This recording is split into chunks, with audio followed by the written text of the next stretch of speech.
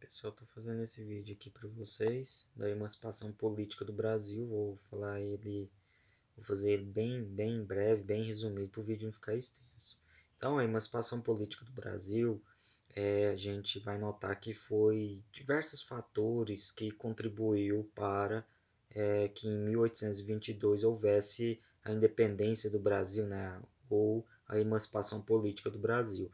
Então, a gente tem que lembrar que no final do século XVIII, a relação entre os colonos brasileiros e os portugueses não eram das melhores, né? Já estava tendo alguns conflitos, né?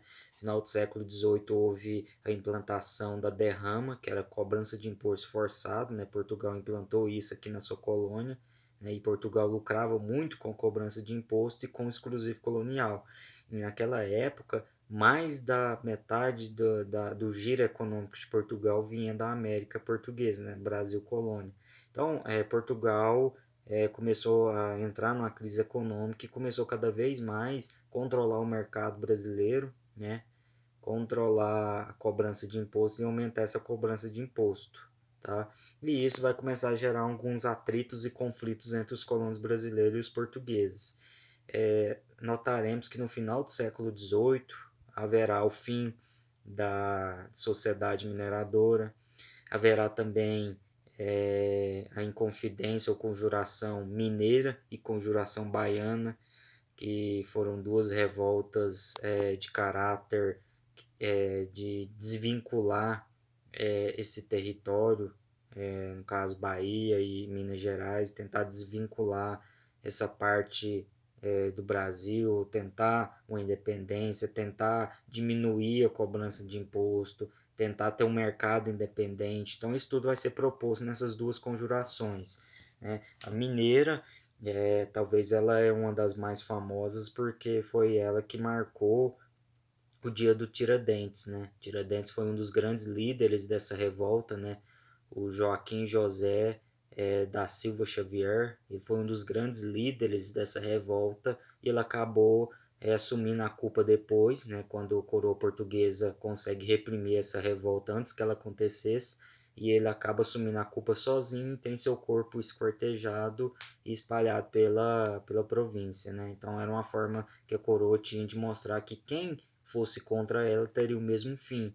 Anos depois veio a Conjuração Baiana, que também os portugueses, a coroa portuguesa conseguiu reprimir ela. Então a relação já não estava muito boa entre Portugal e sua colônia. Em 1808 vai acontecer um fato, na verdade 2 anos antes, 1806, a Europa estava vivendo uma época de crise e, obviamente, de guerras, porque era a era napoleônica, né? Napoleão, ele era o imperador da França e ele queria, por tudo, derrubar a sua maior rival, que era a Inglaterra. E a Inglaterra, naquele momento, era a maior parceira econômica de Portugal, tá? Então, em 1806, Napoleão ele vai criar um bloqueio continental, ou seja, nenhuma nação poderia comprar ou vender para a Inglaterra, né? Ou seja, ia tentar isolar a Inglaterra para enfraquecer a Inglaterra. E Portugal, né? O príncipe regente na época, Dom João, que mais tarde vai se transformar em Dom João VI, ele resolve quebrar esse bloqueio e começa a praticar, continua na verdade a praticar o comércio com a Inglaterra. Obviamente a França de Napoleão descobre, ameaça invadir ela, e é onde Dom João, né, ele não tinha outra saída a não ser fugir, né, de Portugal. É onde ele resolve vir para o Brasil, ele, sua família e toda a corte portuguesa em janeiro de 1808 vão desembarcar no Brasil. Obviamente a Inglaterra, que era naquela época a rainha dos mares, vai escoltar Portugal até Brasil, tá? Quando a coroa portuguesa chega aqui no Brasil, a gente vai notar que o Brasil sofre grandes transformações, né? Da criação de teatros, criação traz obviamente escolas, universidades, a criação do Banco do Brasil, a transferência da capital da Bahia para o Rio de Janeiro e obviamente é onde vai ser a sede da corte portuguesa, que anos depois, 1815, a gente vai notar que o Brasil já era Reino Unido de Portugal, né? Então, Portugal e Brasil eram como se fosse uma só nação. Isso mostra que era isso que a coroa portuguesa queria, né? Manter o seu comércio para que não houvesse prejuízos.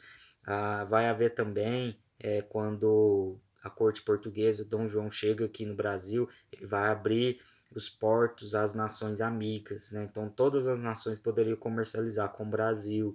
1810 ele vai criar um tratado de comércio e navegação com a Inglaterra, ou seja, a Inglaterra tinha direito ou pagava menos imposto na compra e venda de produtos aqui no Brasil, né? Isso vai obviamente irritar várias nações e obviamente as colônias, as capitanias aqui do Brasil.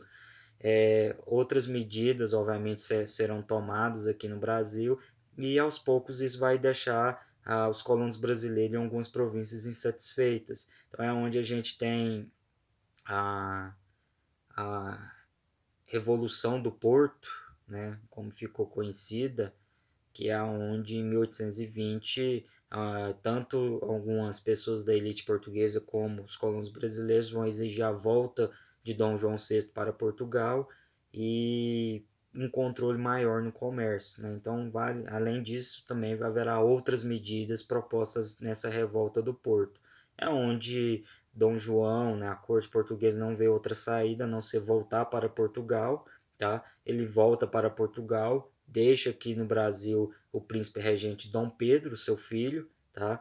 E a partir daí a elite portuguesa aqui no Brasil achou que teria uma autonomia maior e achava que Portugal iria continuar sendo a metrópole do Brasil igual era antigamente, antes de 1808. Só que não funcionou assim. Os colonos brasileiros passam a não aceitar as decisões tanto lá da coroa portuguesa, né, de Portugal, como a elite portuguesa aqui no Brasil. É onde Dom Pedro ele acaba sendo um grande nome para os colonos brasileiros, né?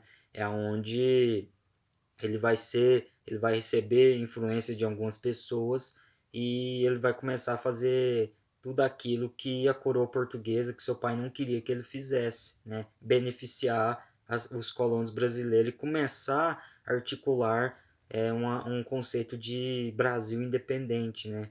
É onde a coroa portuguesa começa a pressionar ele para ele voltar para Portugal. Inclusive em 1822, 9 de janeiro de 1822, tem o dia do Fico, que é onde os colonos brasileiros apoiam ele, apoia Dom Pedro e fala que ele vai ficar no Brasil.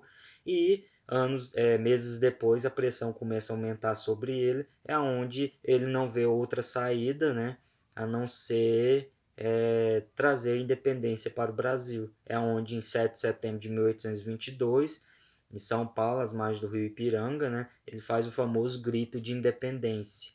Né? É onde o Brasil, dali em diante, passa a ser uma nação independente, né? Uma nação emancipatória, né? Que deixou de ser colônia e agora já tinha sua própria nacionalidade, sua própria política, economia e sociedade. Só que nos próximos conteúdos a gente vai notar que não funcionou bem assim.